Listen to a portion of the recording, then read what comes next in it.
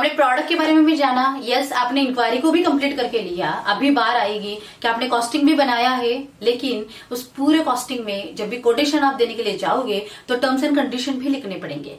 तो terms and condition में कौन कौन सी बातें आती है ये आपको मतलब पहले क्रिएट करना पड़ेगा।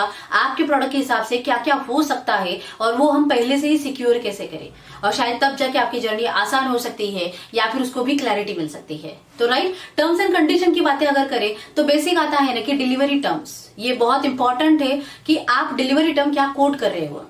तो अपने प्रोडक्ट को पहले अच्छे से जानो। मैन्युफैक्चरिंग है तो रॉ से फिनिश तक क्या टाइम लगता है, ट्रेडिंग है तो प्रोक्यूरमेंट के लिए क्या टाइम लगता है, फिर उसको डिस्पैच करने के लिए वो, या फिर वो जिस एक पोर्ट से दूसरे पोर्ट तक दूसरे कंट्री को जाने के लिए, वो सारा पूरा चेक करके फिर डिलीवरी टाइम कोट करना अकॉर्डिंग टू इनको टर्म्स। और तब जाके शायद ये आपका क्लॉज क्लियर हो सकता है, क्योंकि अगर इसमें कुछ उल्टा पुल्टा हो गया या फिर कम ज्यादा हो गया, पेनल्टी के चांसेस आपके लिए ज्यादा हो सकते हैं।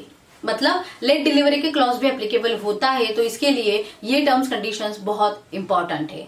इसके अलावा इंस्पेक्शन, जैसे हमने इंक्वायरी के समय उनको पूछा था, तो इंस्पेक्शन को भी उनको क्लियर करके रखना पड़ेगा। या आइदर वो बेयर करने वाले हैं, हम बेयर करने वाले हैं, या फिर हमारी एजेंसी ही काम करने वाली है, या फिर वो कुछ नॉमिनेट करने वाले हैं। तो ये भी पहले क्लियर करके लो, राइट। तीसरी चीज है like validity of the quotation. आपको कोटेशन की वैलिडिटी भी मतलब उनको बतानी पड़ेगी कि जो भी प्राइस आपने कोट की है वो कितने समय तक वैलिड है, ताकि उनको भी पता चले एक्शन लेना है तो कब तक लेना पड़ेगा, राइट। उसके बाद अगर आपके प्रोडक्ट में कोई टॉलरेंस वाली चीज है, मतलब कम ज्यादा भी हो सकता है, तो फिर आपको टॉलरेंस भी वहां पे लिखना पड़ेगा, right. Next is payment terms. आपने उसके साथ क्या पेमेंट टर्म रखी है और वो पेमेंट टर्म्स उसको भी और आपको भी फिजिबल है क्या, क्योंकि बहुत बार कोटेशन अगर फेल हो जाते हैं तो पेमेंट टर्म्स की वजह से भी, मतलब सब कुछ अच्छा है लेकिन ये पेमेंट टर्म के ऊपर आपकी मतलब बातें नहीं जमी और फिर वो ऑर्डर कैंसिल हो गई। तो इसीलिए पेमेंट टर्म भी मतलब सोच समझ के रखो। प्रोडक्ट के हिसाब से चेंज होती है, मार्केट के हिसाब से चेंज होती है, ट्रेड के हिसाब से भी चेंज होती है। So you need to understand that also. So these are the major things like in the terms and conditions you need to be like, आपको इन्वॉल्व करना ही पड़ेगा, तब जाके शायद बहुत सारे आगे वाली चीजें आप पहले से ही अवॉइड कर सकते हो। डॉक्यूमेंटेशन में भी कोटेशन लिखते समय डॉक्यूमेंटेशन का भी एक टर्म्स एंड कंडीशन लिखना कि जो भी है आप बेसिक शिपिंग डॉक्यूमेंट्स उसको प्रोवाइड करोगे, लेकिन अपार्ट फ्रॉम दैट अगर कोई उनको लगता है तो यस आपको उनको मतलब कस्टमर को आपको एडवांस में बताना पड़ेगा और फिर आप वो फर्निश करोगे। तो ये सारी ऐसी बहुत सारी चीजें हैं, आपके product according, industry according, sector according आपको लिखना पड़ेगा, तब जाके आप अपने आप को सेव कर सकते हो।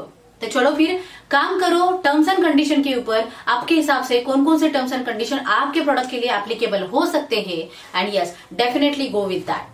सो इसके मामले में भी अगर हमारी कोई हेल्प आपको चाहिए, क्योंकि बहुत बार बहुत सारे टर्म्स कंडीशन कस्टमर भी आपको देता है, डिफरेंट होते हैं इंडस्ट्री के हिसाब से, प्रोडक्ट के हिसाब से, मार्केट के हिसाब से भी, तो उसमें आपको बहुत ज्यादा अच्छे से केयरफुल रहना पड़ेगा, क्योंकि गेम अगर पलटता है तो इसी की वजह से पलटता है। बाकी सारी चीजें आप मैनेज कर सकते हो, लेकिन इसमें अगर कुछ कम ज्यादा हो गया तो यस आपके हाथ में कुछ नहीं रहता। इसीलिए एक्सपोर्ट को इतना कैजुअल भी मत समझना, काम करो उसके ऊपर, प्रैक्टिकली आपके काम आएगा और तब जाके आपकी बात बन सकती है। Yes costing is very much important factor in the business. Do carefully, do work on that, practice करो उसके ऊपर, जितना हो सके अपने प्रोडक्ट के बारे में जानो, बिजनेस के बारे में जानो, और तब जाके अकॉर्डिंगली डील करो। सक्सेस जरूर मिलेगा, जो काम करता है उसको तो जरूर मिलेगा। तो चलो फिर काम करते हैं कॉस्टिंग के ऊपर। एंड यस ग्लोबल फॉर्चून अगर आपको कोई हेल्प कर सकता है, yes we are ready to help you in that, because yes you know we are on a mission to create 10,000 exporters by 2025। तो अगर हाथ पकड़ना है तो हम रेडी है आपको भगाने के लिए वहां तक जहां पे आपको पहुंचना है। Stay tune. एक्सपोर्टर बनना है तो बहुत सारी बातें हैं, लेकिन वो प्रैक्टिकली सीखना that is so much important thing.